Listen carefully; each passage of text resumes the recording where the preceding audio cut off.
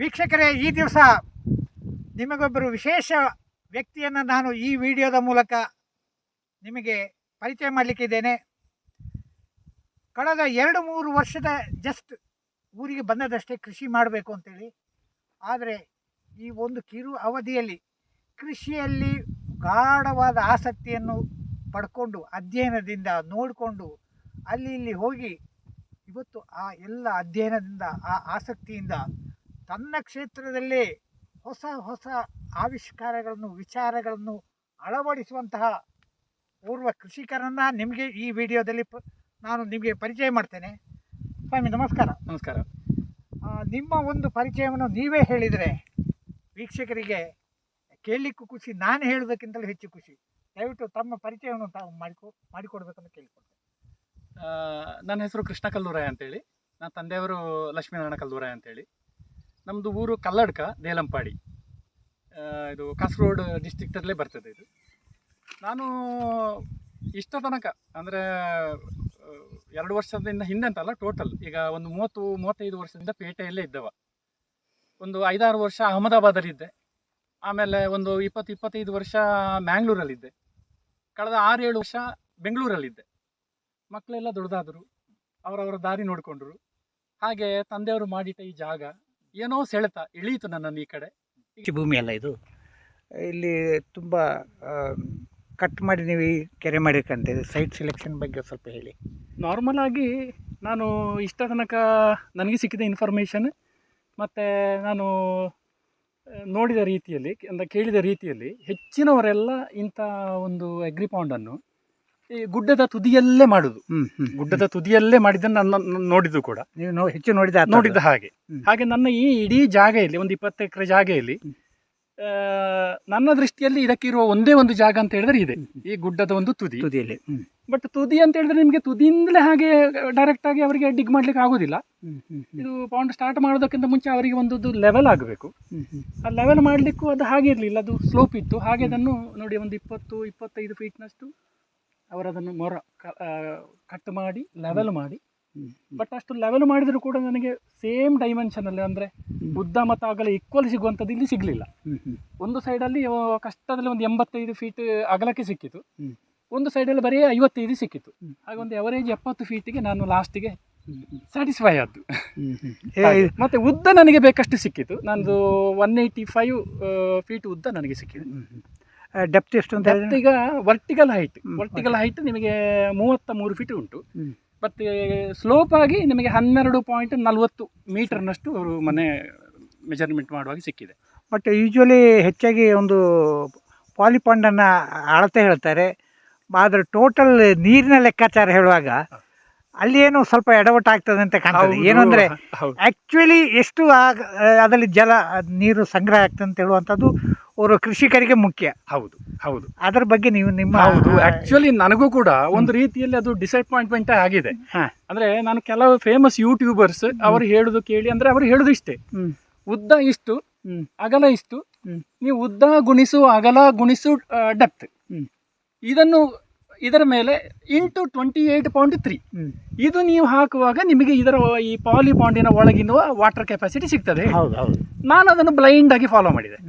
ಆ ರೀತಿಯಲ್ಲಿ ನನಗೆ 1,20 ಲಕ್ಷ ಲೀಟರ್ ನೀರು ಇದರಲ್ಲಿ ಸಿಗಬೇಕು ನನಗೆ. ಬಟ್ ಅದು ಆ್ಯಕ್ಚುಲಿ ರಾಂಗ್.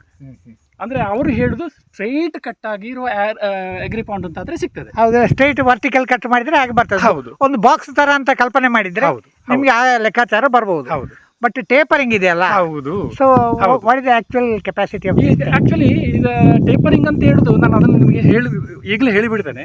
ಟೇಪರಿಂಗ್ ಅದು ಆ ಸ್ಲೋಪ್ ಕೊಡೋದು ಕಂಪಲ್ಸರಿ. ಅದು ಕೆಲವು ದಿಕ್ಕಲ್ಲಿ ಏನು ಗೊತ್ತಿಲ್ಲದ ಇವರೆಲ್ಲ ಹೋಗಿ ಸ್ಟ್ರೈಟ್ ಕಟ್ಟು ಕೊಟ್ಟಿದ್ದಾರೆ, ಅದು ಫೇಲ್ಯೂರ್, ಲಾಸ್ಟಿಗೆ ನಿಲ್ಲುವುದೇ ಇಲ್ಲ.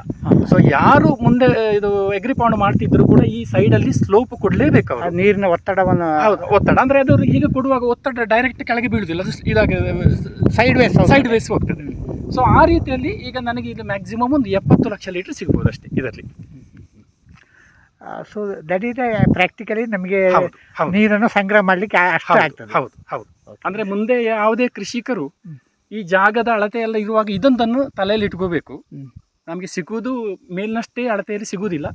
ಒಂದು 60% ಅಪ್ರಾಕ್ಸಿಮೇಟ್ಲಿ ಒಂದು 60% ನಷ್ಟು ನಮಗೆ ಸಿಗ್ಬೋದು. ವಾಟರ್ ಸ್ಟೋರೇಜ್ ಇದು ಸಿಗ್ತದೆ. ಕೃಷ್ಣ ಕಲ್ಲೂರವರೇ, ನೀವು ಈ ಥರದ ಒಂದು ಪಾಲಿಪಾಂಡನ್ನು ಯಾಕೆ ಆಯ್ಕೆ ಮಾಡಿಕೊಂಡ್ರಿ? Why do you prefer this type of ponds in your agriculture land? Main reason ಏನು ಅಂತ ಹೇಳಿದ್ರೆ, ನನ್ನ ತಂದೆಯವರ ಟೈಮಿಂದ ಹಿಡಿದು ಕಳೆದ ಒಂದು 30-40 ವರ್ಷದ ಹಿಂದಿನ ಬ್ಯಾಕ್ಗ್ರೌಂಡಲ್ಲಿ ನಾನು ಹೇಳಿದರೆ, ಈ ಇಡೀ ತೋಟ ಇಲ್ಲಿ ನಾವು ನಡೆಸಿದ್ದು ಬೋರ್ವೆಲ್ಲಿನ ಸಪೋರ್ಟಿಂದಾಗಿ. ಇಲ್ಲಿಯ ಬೋರ್ವೆಲ್ನ ರೀತಿ ಹೇಗೆ ಅಂತ ಹೇಳಿದ್ರೆ, ನಿಮಗೆ ಬೋರ್ ಒಂದು 200-250 ಫೀಟಲ್ಲಿ ಈಗಲೂ ಸಿಗ್ತದೆ, ನೀರು ಸಿಗ್ತದೆ. ಬಟ್ ಒಂದು 3-4 ಇಯರ್ಸ್ ಆ ನಂತರ ಕಮ್ಮಿ ಆಗಿಕೊಂಡು ಬಂತು, ಆಮೇಲೆ ಡ್ರೈ ಆಯಿತು. ಈಗ ನನಗೆ ಗೊತ್ತಿರುವ ಹಾಗೆ ಈ ಟೋಟಲ್ ಈ ಜಾಗೆಯಲ್ಲಿ ನಾವು ತೆಗೆದ ಬೋರು ಈಗ 13-14 ತೆಗೆದಿದ್ದೇವೆ. ಅಷ್ಟು ಬೋರ್ವೆಲ್ ಅಷ್ಟು ಬೋರ್ವೆಲ್ ತೆಗೆದಿದ್ದೇವೆ. ಅಷ್ಟರಲ್ಲಿ ಈಗ ನನ್ನ ವಾಟರ್ ಸೋರ್ಸ್ ಈ ಭೂಮಿಗೆ ಸ್ವಲ್ಪ ಕಡಿಮೆ ಅಂತ ಹೇಳ್ಬೋದು. ಹೌದು, ಅಂದ್ರೆ ಸ್ವಲ್ಪ ಹರಿಯುವ ನೀರುಂಟು, ಮಾರ್ಚ್ ತನಕ ಹರಿಯುವ ನೀರಿದೆ. ಏಪ್ರಿಲ್ ಮತ್ತು ಮೇ ನೀರು ವಾಟರ್ ಏನಿಲ್ಲ, ಕಂಪ್ಲೀಟ್ ಸ್ಕಾರ್ಸ್. ಸೊ ನಾವು ಇದೇ ಒಂದು ಅಭ್ಯಾಸ ಆಗೋಗಿತ್ತು, ಒಂದು ಬೋರ್ವೆಲ್ ಫೈಲೂರ್ ಆದ ಕೂಡಲೇ ಇನ್ನೊಂದು ಬೋರ್ವೆಲ್ಗೆ ಹೋಗುದು. ಬಟ್ ಈಗ ಏನಾಗಿದೆ ಹೇಳಿದ್ರೆ, ನನ್ನ ಏಜ್ ಈಗ 63, ಮಕ್ಕಳು ಈಗ ಅವರವರ ಜಾಬಲ್ಲಿ ಸೆಟ್ಲ್ ಆಗಿದ್ದಾರೆ. ಸೊ ನನ್ನ ನಂತರ ಇದಕ್ಕೆ ಒಂದು ಇದೇ ಟೈಪ್ ನಾನು ಕಂಟಿನ್ಯೂ ಮಾಡಿದರೆ ಮಕ್ಕಳಿಗಂತೂ ಅದನ್ನು ತುದಿ ಮುಟ್ಟಿಸಲಿಕ್ಕೆ ಸಾಧ್ಯ ಇಲ್ಲ. ಸೊ ಅದಕ್ಕೇನಿದ್ರು ಒಂದು ಸೊಲ್ಯೂಷನ್ ಆಗಬೇಕು. ಮೇಯ್ನ್ ಆ ರೀಸನ್ನಿಂದಾಗಿ ನಾನು ಈ ಅಗ್ರಿಪಾಂಡಿನ ಇದು ಕಾನ್ಸೆಪ್ಟಿಗೆ ಬಂದದ್ದು. ಒಂದು 60-70-80 ಲಕ್ಷ ಲೀಟರ್ ನಮಗೆ ರೆಡಿ ಅವೈಲೇಬಲ್ ನೀರು ಇಲ್ಲಿ ಇದ್ದರೆ ನಮಗೆ ಕೃಷಿ ಮಾಡುವವರಿಗೂ ಅಷ್ಟೇ ಒಂದು ಧೈರ್ಯ ಇದೆ. ನನಗೆ ಮೇಯ್ನ್ ಬೇಕಾದ್ದು ಏಪ್ರಿಲ್ ಮತ್ತು ಮೇ, ಅಲ್ಲಿ ತನಕ ಹೇಗಾದರೂ ಮೇಂಟೈನ್ ಮಾಡಲಿಕ್ಕೆ ಆಗ್ತದೆ ಇಲ್ಲಿ. ಸೊ ಏಪ್ರಿಲ್ ಮತ್ತು ಮೇಗೆ ಇಲ್ಲಿ ನೀರು ಈ ಅಗ್ರಿಪಾಂಡ್ ಸಫಿಷಿಯೆಂಟ್ ನನ್ನ ಲೆಕ್ಕಾಚಾರದಲ್ಲಿ. ಸೊ ಆ ಮೇನ್ ಉದ್ದೇಶದಿಂದಾಗಿ ನಾನು ಅಗ್ರಿಪಾಂಡ್ ಮಾಡಿದೆ. ಸೊ ನಮ್ಮ ಕನ್ವೆನ್ಷನಲ್ ಕೆರೆಗಳಿಗಿಂತ, ನಮ್ಮ ಪಾರಂಪರಿಕ ಕೆರೆಗಳಿಗಿಂತ ಇದು ಹೇಗೆ ಭಿನ್ನವಾಗಿ ನಮಗೆ ಒಂದು ಅಡ್ವಾಂಟೇಜಸ್ ಆಗಿದೆ ಅಂತೇಳಿ? ಇದು ಪಾರಂಪರಿಕ ಕೆರೆಗಳು ನಮ್ಮಲ್ಲೇ ಇದೆ, ಒಂದು 3-4 ಕೆರೆ ಆಲ್ರೆಡಿ ಇದೆ, ನನ್ನ ಅಜ್ಜನ ಟೈಮಿಂದ ಬಂದದ್ದು. ಬಟ್ ಅದೆಲ್ಲ ಮಾಡೋದು ಏನಂತ ಹೇಳಿದ್ರೆ, ನಿಮಗೆ ಮಳೆಗಾಲದಲ್ಲಿರುವ ಒಸರು ಇರುವ ಜಾಗದಲ್ಲೇ ಅವರು ಹೆಚ್ಚಾಗಿ ಮಾಡೋದು. ಅದರ ಮೇನ್ ಡ್ರಾಬ್ಯಾಕ್ ಅಂತ ಹೇಳಿದ್ರೆ ಅದರ ಸೈಜ್ ಚಿಕ್ಕದು ಒಂದು. ಸೆಕೆಂಡ್ ಏನಂತ ಹೇಳಿದ್ರೆ ಅದರಲ್ಲಿ ಲೀಕೇಜ್. ನೀವು ಏನು ಎಷ್ಟು ಪ್ರಯತ್ನ ಪಟ್ಟರು ಒಂದು ಸ್ಟೇಜ್ ನಂತರ ಲೀಕೇಜ್ ನಿಮಗೆ ಮೇಂಟೈನ್ ಮಾಡ್ಲಿಕ್ಕೆ ಆಗುದಿಲ್ಲ. ಅದನ್ನು ಮೇಂಟೈನ್ಸ್ ಸ್ವಲ್ಪ ಮೇಂಟೈನ್ ತುಂಬಾ ಅದರಲ್ಲಿ ಜಾಸ್ತಿ. ಹೌದು. ಮತ್ತೆ ಅದಕ್ಕೆ ನಿಮ್ಮ ಹಳೆ ಕೆರೆಗೆ ಈ ಟೈಪ್ ಲೈನರ್ ಹಾಕ್ಲಿಕ್ಕೂ ಆಗುದಿಲ್ಲ, ಯಾಕಂದ್ರೆ ಅಲ್ಲಿ ಒಸರಿದೆ. ಅದಕ್ಕೋಸ್ಕರ ಈ ಒಸರಿಲ್ಲದ ಜಾಗದಲ್ಲಿ ನಾವು ಇಂಥದ್ದು ಮಾಡಿ ಇದೊಂದೇ ನಮಗೆ ಇದರಲ್ಲಿ ಮತ್ತೆ ನಮಗೆ ಖರ್ಚುಗಳು ಅಥವಾ ಮೇಂಟೆನೆನ್ಸ್ ಕಾಸ್ಟ್ ಅದೆಲ್ಲ ಕಡಿಮೆ.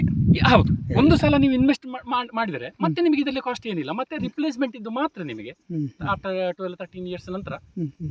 ಈಗ ಹೊಸರು ಇದ್ರೆ ಎಂತ ಪ್ರಾಬ್ಲಮ್ ಆಗ್ತದೆ? ಹೊಸರಿದ್ರೆ ನೀವೀಗ ನೋಡಿ, ಇದಕ್ಕೆ ತಾಗುವ ಹಾಗೆ ನೀವು ಲೈನರ್ ಹಾಕ್ತೀರಿ, ಫಸ್ಟಿಗೆ ಕುಶನ್ ಹಾಕ್ತೀರಿ, ಆಮೇಲೆ ಅದರ ಮೇಲೆ ಲೈನರ್ ಹಾಕ್ತೀರಿ.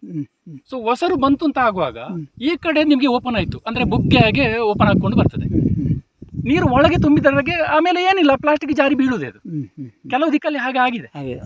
ಸೊ ಅದಕ್ಕೆ ಕೆಲವರು ಸೊಲ್ಯೂಷನ್ ಹುಡುಕಿದೆ ಅಂತ ಹೇಳಿದ್ರೆ, ಹೊಸರು ಆಗುವುದಕ್ಕಿಂತ ಮುಂಚೆ ಈ 4-5 ಮಳೆ ಬಂದ ಕೂಡಲೇ ಕೆಲವು ದಿಕ್ಕಲ್ಲಿ ನೀರು ಆಗ್ತದೆ ಅವರಿಗೆ, ಬಾವಿಯಲ್ಲಿ ಕೆರೆಯಲ್ಲೆಲ್ಲ ಅವರು ಪಂಪ್ ಮಾಡಿ ಹೊಸರು ಎಲ್ಲಿ ಉಂಟು ಅದಕ್ಕಿಂತ ಮೇಲೆ ತನಕ ಇದನ್ನು ಸ್ಟೋರ್ ಮಾಡಿ ಇಡ್ತಾರೆ. ಸೊ ಈ ಕಡೆ ನೀರು ಜಾಸ್ತಿ ಆದರೆ ಅದು ಪುಷ್ ಮಾಡಿ ಆ ಕಡೆಯಿಂದ ಹೊಸರನ್ನು ಬರಲಿಕ್ಕೆ ಬಿಡುವುದಿಲ್ಲ. ಹಾಗೆ ಒಬ್ಬರು ಹಾಗೆ ಸಕ್ಸಸ್ ಆಗಿದ್ದಾರೆ. ಹಾಗೆ ಮುಂದೆ ಯಾರಾದರೂ ಇಂಥದ್ದು ಅಗ್ರಿಪಾಂಡ್ ಮಾಡುವವರು ಅದೊಂದು ಜಾಗೃತಿ ಮಾಡಲೇಬೇಕು. ಹೊಸರಿರುವ ಜಾಗ ಅಂದ್ರೆ ಒಂದು 33-35 ಫೀಟ್ ಕೆಳಗೆ ಹೋಗುವಾಗಲೂ ನಿಮಗೆ ಮಳೆಗಾಲದಲ್ಲಿ ಕೂಡ ಹೊಸರು ಇಲ್ಲದ ಜಾಗವನ್ನೇ ನೀವು ಸೆಲೆಕ್ಟ್ ಮಾಡಬೇಕು. ಸ್ವಾಮಿ, ಇದು ನಾವು ಈಗ ಒಂದು ಈ ಕೆರೆಯ ಮೇಲ್ಭಾಗದಲ್ಲಿ ಕಣಿಯಲ್ಲಿದೆ, ಇದೇನು ಕಣಿ ಇದು? ಇದು ಆಕ್ಚುಲಿ ಈ ಮಳೆ ಬಿದ್ದ ನೀರು ಈ ಪಾಂಡ್ ಒಳಗಡೆ ಹೋಗಬಾರ್ದು, ಮೇನ್ ಹಾಗೆ ಆ ಕಾನ್ಸೆಪ್ಟ್ ಅಲ್ಲಿ ಈ ಕಣಿ ಮಾಡಿದ್ದು. ಈ ಕಣಿ ಮಾಡಿದ ಹಾಗೆ. ಹೌದು, ಅಂದ್ರೆ ಈಗ ನಾವು ಹಾಕುವ ಈ HDB ಶೀಟ್ ಹೌದು ಕೆಳಗಿಂದ ಬಂದು ಹೀಗೆ ಬಂದು ಇದರ ಕೆಳಗಿಂದ ಹೀಗೆ ಬಂದು ಇಲ್ಲಿ ತನಕ ಹಾಕ್ತಾರೆ ಅವರು. ಸೊ ಈಗ ಫಸ್ಟ್ಗೆ ಏನಂತ ಹೇಳಿದ್ರೆ, ಇದರಲ್ಲಿ ಅವರು ಮಣ್ಣು ತುಂಬಿಸಿದ ಅರ್ಧ ಗೋಣಿಯನ್ನು ಒಂದು 10 ಫೀಟ್ಗೊಂದು ಗ್ಯಾಪಲ್ಲಿ ಈಗ ಇಡ್ತಾರೆ. ಮಳೆಗಾಲದಲ್ಲಿ ಮಳೆ ನೀರು ಒಂದು ಅರ್ಧ ತುಂಬಿದ ನಂತರ ಇದನ್ನು ತೆಗೆದು ಈ ಗೋಣಿಯನ್ನು ತೆಗೆದು ಫುಲ್ ಇದರ ಮೇಲೆ ಮಣ್ಣು ಮುಚ್ಚಲಿಕ್ಕೆ. ಸರಿ, ಆ ಟೈಪ್ ಕಾನ್ಸೆಪ್ಟ್ ಬರೋದು. ಸೊ ಮಳೆ ನೀರು, ಹೆಚ್ಚಿನ ನೀರು ಈ ಕಣಿಯಲ್ಲಿ ಹೊರಗೆ ಹೋಗ್ತದೆ. ಅಂದ್ರೆ ಹೊರಗಿಂದ ಬಂದ ನೀರು ಒಂದು ಬಿಂದು ಕೂಡ ಒಳಗೆ ಹೋಗಬಾರ್ದು, ಅದಕ್ಕೆ ಹೋಗಬಾರ್ದು, ಮತ್ತೆ ಇಲ್ಲಿ ಸೆರೆಯಲ್ಲಿ ಕೂಡ ಹೋಗಬಾರ್ದು. ನಾನು ಕೆಲವು ದಿಕ್ಕಲ್ಲಿ ನನಗೆ ಸಿಕ್ಕಿದ ಇನ್ಫಾರ್ಮೇಶನ್ ಏನಂತ ಹೇಳಿದ್ರೆ, ಅವ್ರು ಹಾಕಿದ್ದು ಹೀಗೆ ಹಾಕಿದಾರೋ ಏನೋ ಅಂತ ಗೊತ್ತಿಲ್ಲ, ಈ ನೀರು ಇಲ್ಲಿಂದ ಇಳಿದುಕೊಂಡು ಹೋಗಿ ಒಂದು 2-3 ತಿಂಗಳಲ್ಲಿ ಒಳಗೆ ಹೋಗಿ ಒಂದು ದೊಡ್ಡ ಬಂಡೆ ಪ್ಲಾಸ್ಟಿಕ್ ಒಳಗಡೆ ಜಾರಿ ಒಳಗಡೆ ಬಂದಿದೆ. ಸೊ ಅದನ್ನ ಅದು ಇಲ್ಲದಾಗ ಹೌದು. ಅಂಥದ್ದನ್ನೆಲ್ಲ ಇದು ಈ ಟೈಪ್ ಮಾಡಿದರೆ ಕಂಪ್ಲೀಟ್ ಅವಾಯ್ಡ್ ಮಾಡ್ಬೋದು. ಮತ್ತು ಈ ಕೆರೆಯ ಒಳಗಡೆ ನೀವು ಟ್ಯಾಪರಿಂಗ್ ಮಾಡಿ ನೋಡಿ, ಭಾಳ ನಯವಾಗಿ ಈ ಕೆರೆಯ ಒಳಗಡೆ ಕಾಣ್ತಾ ಇದೆ. ಹೇಗೆ ಇದು, ಏನು ಕಾನ್ಸೆಪ್ಟ್ ಏನು ಮೇನ್ ಅಂತ ಹೇಳಿದ್ರೆ ಅವರು ಈ ಹಿಟಾಚಿ ಅವರು ತೆಗೆಯುವುದು ಒಟ್ಟಿಗೆ 4 ಸಲ ತೆಗೆದಿದ್ದಾರೆ, ಅಂದ್ರೆ ಲೇಯರ್ ಬೈ ಲೇಯರ್. ಒಂದು ಸಲ ಲೇಯರ್ ತೆಗೆಯುವಾಗ ಸಾಮಾನ್ಯ ಒಂದು ಅಪ್ರಾಕ್ಸಿಮೇಟ್ಲಿ 8 ಫೀಟ್ನಷ್ಟು ತೆಗಿತಾರೆ. ಸೊ 8 ಫೀಟ್ ತೆಗೆಯುವಾಗ ನೋಡಿ, ಇಲ್ಲಿ ಕೆಳಗಡೆ ಎಲ್ಲ ಈ ಮೇಲಿನ ಬದಿಯಲ್ಲೆಲ್ಲ ಮರದ ಬೇರುಗಳೆಲ್ಲ ಕಾಣ್ತದೆ. ಸೊ ಇದೆಲ್ಲ ಆದಷ್ಟು ನಾವು ತೆಗೆದ್ರೆ ಒಳ್ಳೇದು. ಇದೀಗ ಫಸ್ಟಿಗೆ 8 ಫೀಟ್ ಹೊಂಡ ಆಗುವಾಗಲೇ ಮತ್ತೆ ತೆಗೆದ್ರೆ ಅದು ತುಂಬಾ ಈಸಿ ಆಗ್ತದೆ. ಮತ್ತೆ ಈಗ ನೋಡಿ 33 ಫೀಟ್ ಆಗ್ತದೆ. ಈಗ ನಮಗೆ ಅದನ್ನು ತೆಗಿಲಿಕ್ಕೆ ಇಂಪಾಸಿಬಲ್ ಅದು. ಸೊ ನಾವು ಅದಷ್ಟೆಲ್ಲ ತೆಗೆದಿದ್ದೇವೆ. ಸೊ ಒಳಗಿಂದ ಮಣ್ಣು ತೆಗಿತಾ ಇರುವಾಗ ಈ ಪ್ರತಿ ಹಂತದಲ್ಲಿ ಬೇರುಗಳನ್ನು ನಾವು ತೆಗಿತಾ ಅಂದ್ರೆ ಇರೋದು. ನಮಗೆ ಆಕ್ಚುಲಿ ಬೇರು ಸಿಗುದು ಮೇಲಿನ ಹಂತದಲ್ಲಿ ಮಾತ್ರ. ಕೆಳಗಿನ ಹಂತದಲ್ಲಿ ಬರುವವನಿಗೆ ಬೇರು ಸಿಗುದಿಲ್ಲ. ಸೊ ಮೇಲಿನ ಹಂತದಲ್ಲಿ ನೀವು ಒಮ್ಮೆ ಜಾಗೃತ ಮಾಡಿದ್ರೆ ಆಯ್ತು. ಸ್ವಲ್ಪ ಎಕ್ಸ್ಟ್ರಾ ಲೇಬರ್ ನಾವನ್ನು ಕಳಿಸಿ ಇಲ್ಲ ನಾವೇ ತೆಗೆದು ಎಲ್ಲ ಕಂಪ್ಲೀಟ್ ತೆಗೆದು ಬಿಟ್ರೆ, ಮತ್ತೆ ಉಳಿದದನ್ನು ಈ ಜಿಯೋ ಇದು ಉಂಟು ನೋಡಿ, ನಮ್ಮ ಕುಶನ್ ಇದೆ, ಅದು ಪ್ರೊಟೆಕ್ಟ್ ಮಾಡ್ತದೆ. ಅದರ ಮೇಲಿಂದ ಲೈನರ್ ಬರ್ತದೆ. ಸೊ ನಿಮ್ಮ ಈ ಕೆರೆಯ ಮಣ್ಣಿನ ಸ್ಟ್ರಕ್ಚರ್ ಹೇಗಿದೆ?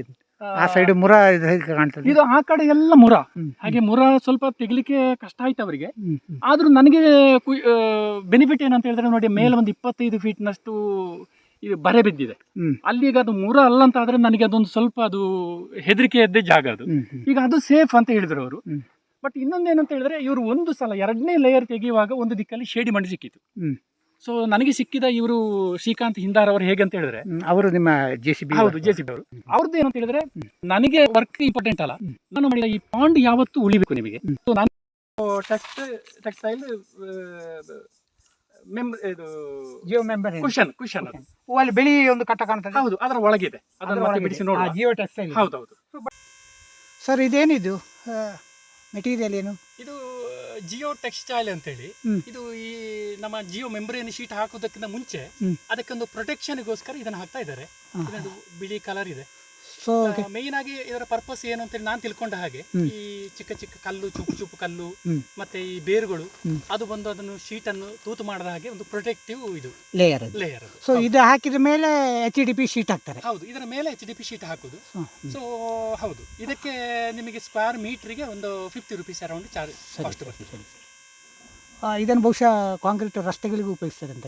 ಅದು ನನಗೆ ಗೊತ್ತಿಲ್ಲ, ಅದು ಬಹುಶಃ ನೀವು ಹೇಳಿ ಹೇಗೆ ನನಗೆ ಗೊತ್ತಾದ್ದು. ಇದನ್ನು ಕೂಡ ಸಪ್ಲೈ ಮಾಡಿದವರೇ, ಮೊಳೆಯಾರ್ ಮಾರ್ಕೆಟಿಂಗ್ LLP ಬ್ಯಾಂಗ್ಳೂರ್ನವ್ರೆ. ನೀರು ತುಂಬಿಕೊಂಡು ಬರುವ ಹಾಗೆ ಇದು ಸೆಟ್ ಹಾಕೊಂಡು ಬರ್ತದೆ ಶೀಟ್. ಒಂದು ಅರ್ಧದಿಂದ ಜಾಸ್ತಿ ನೀರು ತುಂಬಿದ ನಂತರ ಇದು ನಾವು ಇದನ್ನು ಈ ತೆಗೆದು ಮಣ್ಣು ಹಾಕಲಿಕ್ಕೆ, ಅಲ್ಲಿ ತನಕ ಅದರ ಮೇಲೆ ವೆಯ್ಟ್ ಇಡಲಿಕ್ಕೆ ಈ ಗೋಣಿ, ಅದಕ್ಕೋಸ್ಕರ ಈ ಗೋಣಿ. ಸೊ ಗೋಣಿ ಶೀಟ್ ಜಾರದ ಹಾಗೆ ಒಮ್ಮೆ ಸೆಟ್ ಆದ್ಮೇಲೆ ಹೌದು ಹೌದು, ಹಾಗಂತೇಳಿ ಪೂರ್ತಿ ಗಟ್ಟಿ ಕೂಡ ಆಗಬಾರ್ದು. ಒಂದು ಒತ್ತಡಕ್ಕೆ ಅದು ಸ್ವಲ್ಪ ಸೆಟ್ ಆಗುವ ಹಾಗೆ, ಇಳಿಯುವಾಗ ಬರುವ ಹಾಗೆ. ಹೌದು, ಹಾಗೆ ಅದ್ರ ಮೇಲೆ ಬೇಕಾದಕ್ಕಿಂತ ಹೆಚ್ಚು ಎಳೆದು ಹೋಗುದು ಬೇಡ ಅಂತ ಇದೆ. ಹೌದು ಹೌದು. ಆ ನಂತರ ಅದನ್ನೇ ಗೋಣಿಯನ್ನು ಮಗುಚಿ ಅದೇ ಮಣ್ಣನ್ನು ಅಲ್ಲಿ ಹರಡಿ ಬಿಟ್ರೆ ಆಯ್ತು. ತಾವೀಗ ಪಾಲಿಪಾಂಡಿನ ಹೊರಭಾಗದಲ್ಲಿದ್ದೇವೆ. ಇಲ್ಲಿ ಹೊರಭಾಗದಲ್ಲಿ ನೀವು ಮಣ್ಣು ಹಾಕಿದ್ದೆಲ್ಲ ಕಾಣ್ತದೆ. ಇದರ ಬಗ್ಗೆ ಕೃಷಿಕರಿಗೆ ನಿಮಗೆ ಹೇಳಬಹುದಾದ ಮಾಹಿತಿ ಏನಿದ್ರೆ ದಯವಿಟ್ಟು ಹೇಳಿ. ನನಗೆ ಒಂದು ಸಿಕ್ಕಿದ ಇನ್ಫಾರ್ಮೇಷನ್ ಸ್ವಲ್ಪ ರಾಂಗ್ ಆಗಿತ್ತು. ಅಂದರೆ ನನ್ನ ಲೆಕ್ಕಾಚಾರ ಈಗ 200 ಫೀಟ್ ಉದ್ದ, 100 ಫೀಟ್ ಆಗಲ್ಲ, ಮೇಲಿದ್ದು ಪ್ಲೇನ್ ಜಾಗ. ಸೊ 20,000 ಸ್ಕ್ವೇರ್ ಫೀಟ್, ಹತ್ರ ಒಂದು ಅರ್ಧ ಎಕರೆಯಿಂದ ಸ್ವಲ್ಪ ಕಡಿಮೆ. ಸೊ ನನ್ನ ತಲೆಯಲ್ಲಿ ಇಷ್ಟೇ ಇತ್ತು, ಈ ಅರ್ಧ ಎಕರೆಯಲ್ಲಿ ನಾನು ಪಾಲಿಪಾಂಡು ಮಾಡಿದರೆ ಸಾಕು ಅಂತ ಹೇಳಿಕೊಂಡು. ಬಟ್ ಕೆಲಸ ಮುಗಿದ ನಂತರ ಕಾಣ್ತಾ ಉಂಟು ನೋಡಿ, ಈ ಟೈಪ್ ಕೆಳಗೆ ಹೇಗೆ ಸ್ಲೋಪ್ ಆಗಿ ಹೋಗಿದೆ. 3 ದಿಕ್ಕಲ್ಲಿ ಕೂಡ ಇಷ್ಟು ಹೋಗುವಾಗ ನನ್ನ ಒಂದು ಅಂದಾಜು ಪ್ರಕಾರ ಮಿನಿಮಮ್ ಇನ್ನೂ 20,000 ಸ್ಕ್ವೇರ್ ಫೀಟ್ನಷ್ಟು ಜಾಗವನ್ನು ಅದು ಕವರ್ ಮಾಡಿದೆ.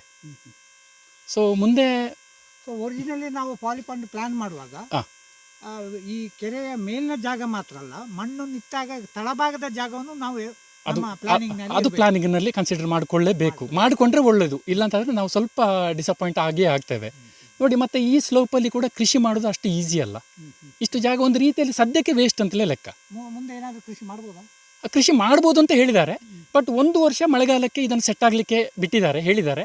ಆ ನಂತರ ಇದರಲ್ಲಿ ಏನಾದರೂ ಸ್ಲ್ಯಾಂಟ್ ಆಗಿ ಸ್ವಲ್ಪ ನೀವು ಏನಾದರೂ ತಟ್ಟೆ ಟೈಪ್ ಮಾಡಿ ಹಣ್ಣಿನ ಕೃಷಿ ಗಿಡಗಳನ್ನು ಏನಾದರೂ ನಡ್ಬೋದು ಅಂತ ಹೇಳಿ. ಹೌದು, ನನಗೊಂದು ಐಡಿಯಾ ಇದೆ. ರಂಬುಟಾನ್ ಗಿಡವನ್ನೆಲ್ಲ ಇಲ್ಲಿ ನಡಬೇಕಂತ ಇದ್ದೇನೆ ನಾನು. ಮಣ್ಣು ಸೆಟ್ ಆಗಲಿಕ್ಕೆ ಹೌದು, ಈ ವರ್ಷವೇ ಮಾಡುವ ಅಂದಾಜಲ್ಲಿ ಇದೆ. ಬಟ್ ಈ ವರ್ಷ ಡ್ರಾಪ್ ಮಾಡಿದೆ. ಡಿಸೆಂಬರಲ್ಲಿ ಮಗನ ಮದುವೆ ಇದೆ, ಅದರ ಕಾರಣ ಅದೆಲ್ಲ ಮುಗಿಸಿ ಮತ್ತೆ ನೆಕ್ಸ್ಟ್ ಇಯರ್ ನೋಡುವ ಹೇಳಿ. ಕೃಷಿ ಹೊಂಡ ಮಾಡುವವರು ನೆನಪಿಡಬೇಕಾದ ಇನ್ನೊಂದು ಮುಖ್ಯ ವಿಚಾರ ಅಂತ ಹೇಳಿದ್ರೆ, ಈ ಕಲ್ಲು ಅಂದರೆ ನಾವು ಹೊಂಡ ತೆಗೆಯುವಾಗ ನಮಗೆ ಸಿಕ್ಕುವ, ಅದರ ಒಳಗೆ ಸಿಕ್ಕುವ ಕಲ್ಲುಗಳು, ಅದು ಹೆಚ್ಚಾಗಿ ಎರಡು ಟೈಪಿನ ಕಲ್ಲುಗಳು. ಒಂದು ನಾರ್ಮಲ್ ಆಗಿರುವ ನಿಮ್ಮ ಈ ಉಂಡೆ ಕಲ್ಲುಗಳು, ಮತ್ತೊಂದು ಹಾಸುಪಾದೆ. ಈ ಉಂಡೆ ಕಲ್ಲು ಸಿಕ್ಕಿದ್ರೆ ನಮ್ಗೆ ಅಷ್ಟು ದೊಡ್ಡ ಪ್ರಾಬ್ಲಮ್ ಆಗೋದಿಲ್ಲ. ಈಗ ನಮ್ಮ ಇದರಲ್ಲಿ ಕೂಡ ಕೆಲವು ಈಗ ತೆಗೆದುಕೊಂಡು ಹೋಗುವಾಗಲೇ ದೊಡ್ಡ ದೊಡ್ಡ ಕಲ್ಲುಗಳು ಸಿಕ್ಕಿದ್ವು. ನಮಗೆ ಅದು ನೋಡುವಾಗ ಸ್ವಲ್ಪ ತಲೆಬಿಸಿ ಆಯಿತು. ಬಟ್ ಅದೆಲ್ಲ ತೆಗಿಲಿಕ್ಕೆ ಸಾಧ್ಯ ಇರುವಂಥ ಉಂಡೆ ಕಲ್ಲುಗಳು. ಸಾಮಾನ್ಯ ನಾವು ತೆಗೆಯುವ ಬರೆಯಲ್ಲೇ ಸಿಕ್ಕಿದ್ರೆ ಅವರು ಅದಕ್ಕೆ ಸ್ವಲ್ಪ ನೀರು ಮಿಕ್ಸ್ ಮಾಡಿ ಅದನ್ನು ಅಲ್ಲಿಯೇ ಮೆತ್ತಿ ಬಿಟ್ಟು ಮತ್ತೆ ಕೆಳಗೆ ಡಿಗ್ ಮಾಡ್ತಾರೆ, ಅದರಿಂದ ಕೆಳಗಡೆ. ಅದು ಪ್ರಾಬ್ಲಮ್ ಆಗೋದಿಲ್ಲ. ಇದು ಈ ಹಾಸುಪಾದೆ ಸಿಕ್ಕಿದ್ರೆ ಮಾತ್ರ ಏನು ಮಾಡಲಿಕ್ಕೆ ಆಗೋದಿಲ್ಲ. ಹಾಗೆ ದೊಡ್ಡ ಮುಂಜಾಗ್ರತೆ ನಾವು ಕೃಷಿ ಹೊಂಡ ಮಾಡುವವರು ತೆಗೆದುಕೊಳ್ಳಬೇಕಾದ ಇನ್ನೊಂದು ಇದು ಇದೆ. ಅಂದರೆ ನಾನು ಇವನ ಹತ್ರ, ಈ ಹಿಟಾಚಿಯ ಡ್ರೈವರ್ ಹತ್ರ ಮಾತಾಡುವಾಗ ಅವನ ಅಭಿಪ್ರಾಯ, ಅವನ ಎಕ್ಸ್ಪೀರಿಯನ್ಸಲ್ಲಿ ಅವ ಹೇಳಿದ್ದು, ಒಂದು ಕೆಲವು ಕಡೆಗಳಲ್ಲಿ ಅವ ಹೋದಲ್ಲಿ 4 ದಿಕ್ಕಿಂದಲೂ ಕೂಡ ಹಾಸುಪಾದೆ ಸಿಕ್ಕಿ ಅಲ್ಲಿ ಕೆಲಸ ಬಿಟ್ಟು ಈ ಕಡೆ ಬಂದಿದ್ದಾರಂತೆ. ಸೊ ಅವರು ಅದನ್ನು ಹೇಗೆ ಮುಂದುವರಿಸಿದ್ದಾರೆ ಇಲ್ವೋ ಅಂತೇಳಿ ಇವನಿಗೆ ಗೊತ್ತಿಲ್ಲ. ನಾವೊಂದು ಅರ್ಧ ತನಕ ಇದನ್ನು ತೆಗೆದು ಆಮೇಲೆ ಹೀಗೆ ಹಾಸುಪಾದೆ ಸಿಕ್ಕಿದ್ರೆ ನಮಗೊಂದು ರೀತಿಯಲ್ಲಿ ಅದು ವೇಸ್ಟ್. ನಿಮ್ಮ ಅಷ್ಟರ ತನಕ ನೀವು ಹಾಕಿದ ಹಣ ಹೋಯ್ತು, ನಿಮ್ಮ ಟೈಮ್ ವೇಸ್ಟ್.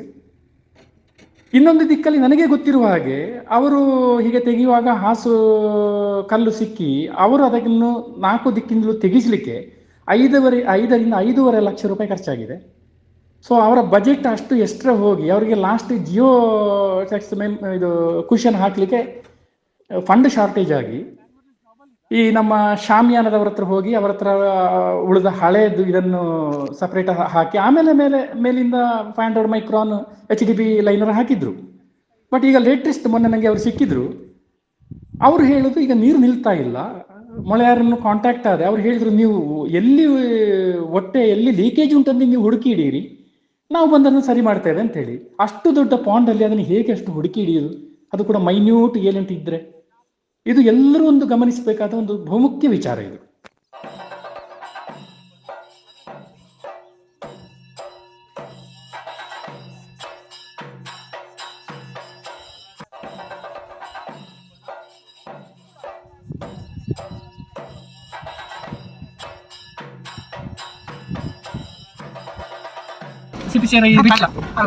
ಕಾಸರಗೋಡು ಅಲ್ಲ? ಓಕೆ, ಕೇಳು. ಅಲ್ಲಿ ಅವರು ಮಾಡ್ತಾರೆ ಕೆಲಸ ಮಾಡ್ತಾರೆ.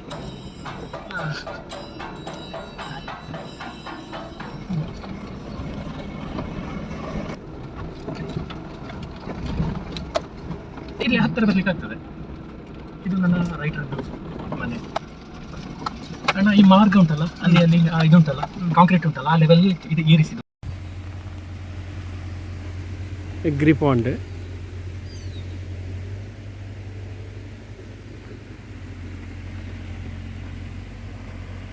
Second layer almost complete. ಹತ್ರ 15 ಫೀಟ್ ಹೊಂಡಾಯಿತು.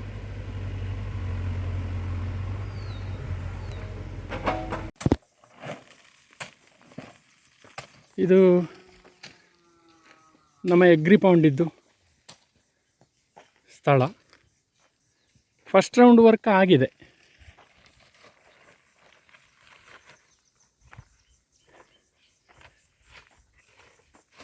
ಒನ್ 185 ಫೀಟ್ ಉದ್ದ, 70 ಫೀಟ್ ಅಗಲ, ಮತ್ತು ವರ್ಟಿಕಲ್ ಡೆಪ್ತ್ ಅದು 33 ಫೀಟ್, ಮತ್ತು ಸ್ಲ್ಯಾಂಟಾಗಿ 12.4 ಮೀಟರ್ಸ್ ಇದೆ. Vertical height 33 feet.